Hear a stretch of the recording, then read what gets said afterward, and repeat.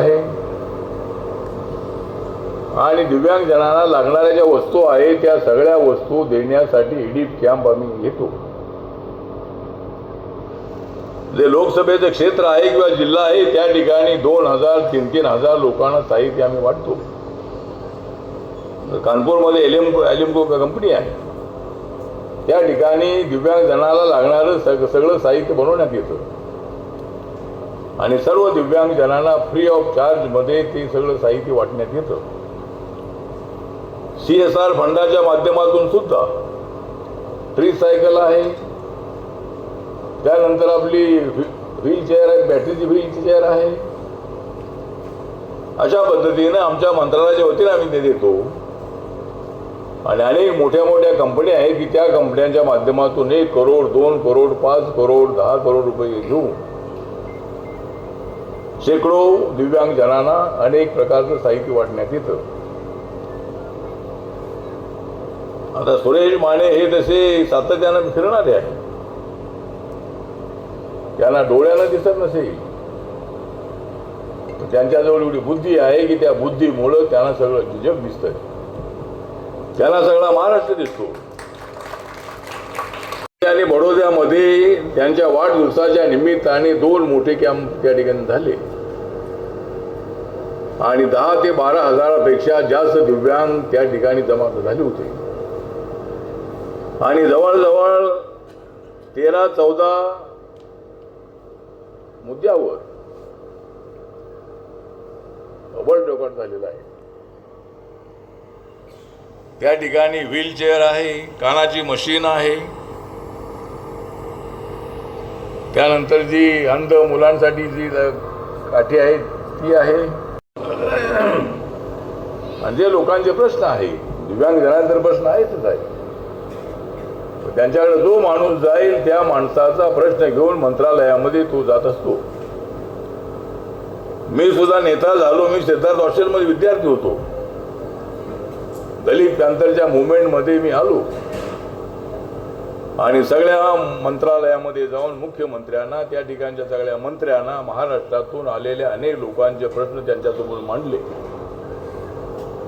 आणि अनेक लोकांना न्याय मिळाला. ज्या ठिकाणी पत्र देऊन न्याय मिळाला नाही त्या ठिकाणी आंदोलन करून त्यांना न्याय मिळवून दिला. मुंबईसारख्या ठिकाणी मराठवाड्यातून दुष्काळामध्ये 1972 मध्ये असंख्य कुटुंब, लाखो कुटुंब मुंबई शहरामध्ये आली आणि गावामध्ये पोट भरत नाही, गावामध्ये रोजगार मिळत नाही, गावामध्ये कधी जास्त पाऊस येतो आणि पिकांचं नुकसान होतं. अनेक वेळेला पाऊस येत नाही त्यामुळे पिकं वाळून जातात आणि त्यामुळं त्या ठिकाणच्या शेतमजुरांना काम मिळत नाही, शेतकऱ्याचं मोठं नुकसान होतं आणि मग 1972 मधल्या दुष्काळामध्ये असंख्य लोक उपाशी तापाशी राहू लागले आणि त्याने मुंबईसारख्या ठिकाणी धाव घेतली, संभाजीनगरकडे औरंगाबादला ते आले आणि लाखो कुटुंब मुंबई शहरामध्ये मराठवाड्यातले आहे. त्यामुळे मुंबई शहरामध्ये ज्या झोपडपट्ट्या वाढल्या याचं कारण हे आहे की मुंबई शहराला उभं करण्यामध्ये झोपडपट्टीतल्या माणसांचा मोठा वाटा आहे. म्युन्सिपाल्टीमध्ये कॉन्ट्रॅक्टवर काम करून सगळी साफसफाई करणारे अनेक जे सफाई मजूर आहेत ते त्या झोपडपट्टीत राहतात. बिल्डिंग बांधण्यासाठी जे मजूर आहेत ते मजूर त्या ठिकाणी राहतात. बड्या बड्या ऑफिसरच्या बड्या लोकांच्या घरामध्ये काम करण्यासाठी गडी किंवा जी आपली महिला असते ती महिला त्या ठिकाणी जाऊन काम करते आणि ती झोपडपट्टीत राहते. अनेक देशामध्ये 2,68,00,000 2011च्या जनगणनेप्रमाणे दिव्यांगजन आहेत आणि महाराष्ट्रातल्या सर्व दिव्यांग जनांना मला एकत्र आणायचं आहे. महाराष्ट्रामध्ये 10 लाखापेक्षाही जास्त दिव्यांग जनांची संख्या आहे आणि सुरेश माने मला भेटले आणि त्यांनी सांगितलं की मला दिव्यांग आघाडीचा अध्यक्ष बनायचं आहे. मला दिव्यांग आणि नॉन दिव्यांगांना एकत्र आणायचं आहे. अनेक माणसं जन्माने दिव्यांग असतात, अनेक लोक ऍक्सिडेंटमध्ये अचानक अटॅक आल्यानंतर ते दिव्यांग होतात.